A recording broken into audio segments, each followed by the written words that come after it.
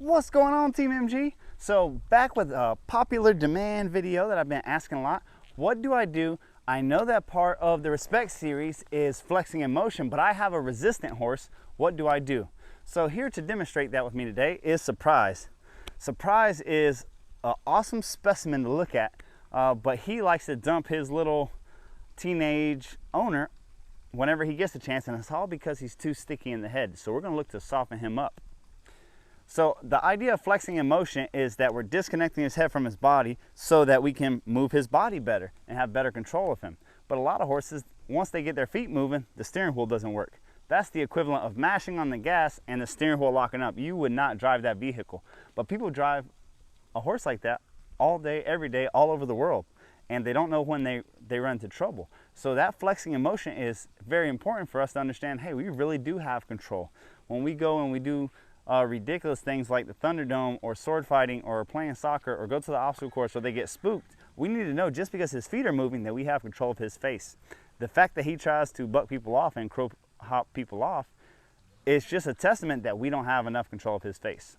So anytime that the idea is however soft he is right here at a standstill, that he should be that soft. Do you see how I have to ask and beg for him to bring me his face? That shouldn't be. So we're going to soften him up here first. And then just how soft this is, we should have that in motion. So we're just going to ask him to walk off.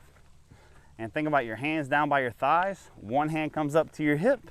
One hand stays by your knee. So you see he's a little sticky there. All right. This is what you do on a resistant horse that doesn't want to flex in motion like that and it's being sticky on you. Don't try to get both sides. I whole ass one thing than half ass two things. So what I mean by that is instead of trying to flex him in both directions back and forth, if you can just touch and release to the inside, to the inside, to the inside, keep sending him forward, and every time he takes his face back to center, you pull his face back to the side. Just enough to get that eye, just enough to get that eye, until it becomes so easy that when you're sliding your hand down the rein, like so, that he's already melting that direction. If he can feel a fly land on his butt trot, you better believe he can feel me picking up this rein. If he's really gonna be the horse that I want him to be, he's gonna acknowledge that and bring his face that way. So anytime that the horse is giving you difficulty to both sides or giving you difficulty to the center, come to one side, because that's where he's going to be softer and easier at. There we go. There we go. Now notice whenever I'm releasing him, how his head's looking to go down. When you pick apart a horse and you pick apart their resistance systematically like this, they're going to want that release downward. If every time that you get done, we're going to switch sides here. If every time you get done, he picks his head back up to center, just simply slide that hand. Notice when I slide that hand, I extend it downward and I'm pulling over here to the side. There we go. That's it. If I do this well, he won't want to take his head back to center until I ask him to. But notice how I keep coming back to that completely loose rein, like so. Let me go ahead and give you another pro tip while we're at it.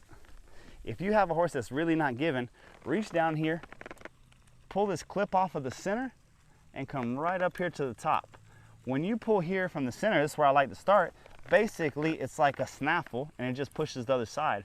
When I grab him up here, look how those knots, they twist on his face and we get some torque. What that's going to do is just going to give us another level of pressure that we didn't have before.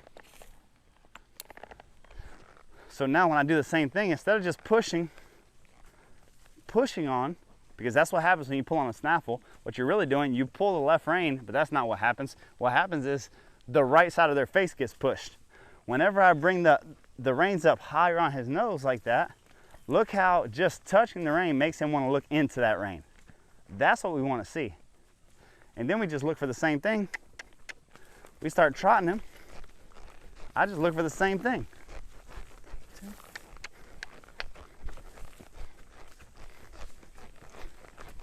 Every time that he goes straight, it's another opportunity for me to bring him to the side. So this is flexing in motion. It's just not like how I showed you on that horse where you're just going one side to the other. But this is going to give you twice the results in half the time, because he's really going to figure out, wait a second, every time he slides that hand down the rein, it would be in my best interest to give my face up. Whatever we do to one side, we come back and do to the other side. There we go. That's what I like to see. Look how he's melting. Every time that I touch this rein, he's wanting to get softer. And I want walk, trot, or canter that he would just give me his face, looking to listen. Every time that I can't see his eyeball straight, I slide my hand down and grab him again. Slide my hand down and grab him again. Very nice. Now if we come back to flexing in motion like I showed you guys on the last video, he should just give us, there we go.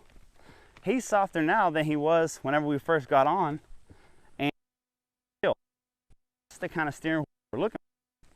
Because from this flexibility, from this softness, comes all the ideology that we're telling you about, being able to move their butt, move their shoulder, side pass, leg yield, half pass, being able to move them off. I can only move his shoulder over like this if he's willing to give me his face. So many times when people are asking me about flying lead changes and sliding stops and spins and gating and this, that, and the other, how are you going to get the horse to do that if they won't even give you their face? So we need that horse to, just because your feet are moving, the steering wheel still needs to work. Thank you guys. Try that at home. Promise if you just systematically break the horse down where you're not getting emotional about it and you're not getting upset about it, the hardest horse in the world, if you just keep picking at him, like the water trickling down the mountain until the river comes through the mountain, it's the same thing. Just one drop at a time, one flex at a time, getting them soft, getting them to the center until they do not want you to pick up that rein. They're just looking to melt anywhere you go. That's how you're going to get that really soft horse that'll flex in motion for you. Thanks so much for watching. See you on the next video.